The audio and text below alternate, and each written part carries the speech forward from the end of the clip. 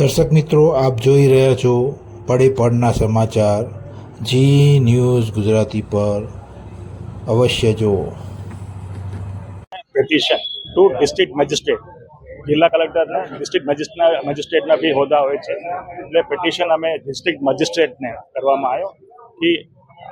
national commission of protection of child rights, જે ઉચ્ચ અધિકારી છે, જે એકદમ ટોપ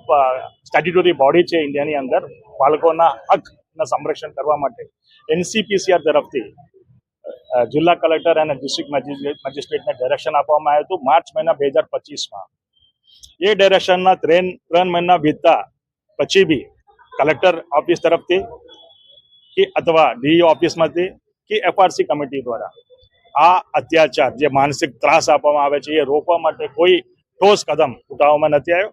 એટલે 3 મહિના પછી અમે કલેક્ટર સાહેબને, ડિસ્ટ્રિક્ટ મેજિસ્ટ્રેટ સાહેબને યાદ કરવામાં આવ્યા છે કે તમારા જે ઓફિસ છે, ઓફિસથી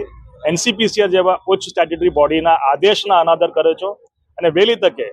ટાઈમ બાઉન્ડ મેનરમાં આ જે ડાયરેક્શન છે અને અમારા જે સમગ્ર મામલા છે એની અંદર સ્ટડી કરીને ડીઓ પાસેથી સ્કૂલ ખિલાફ પગલાં લેવા માટે આદેશ કરો અને આગે આ જે માનસિક ત્રાસ આપવામાં આવે છે એ તાત્કાલિક રોક લગાવવામાં આવે અને ગુજરાત સરકાર તરફથી બનાવેલા એફઆરસી એક્ટ પ્રમાણે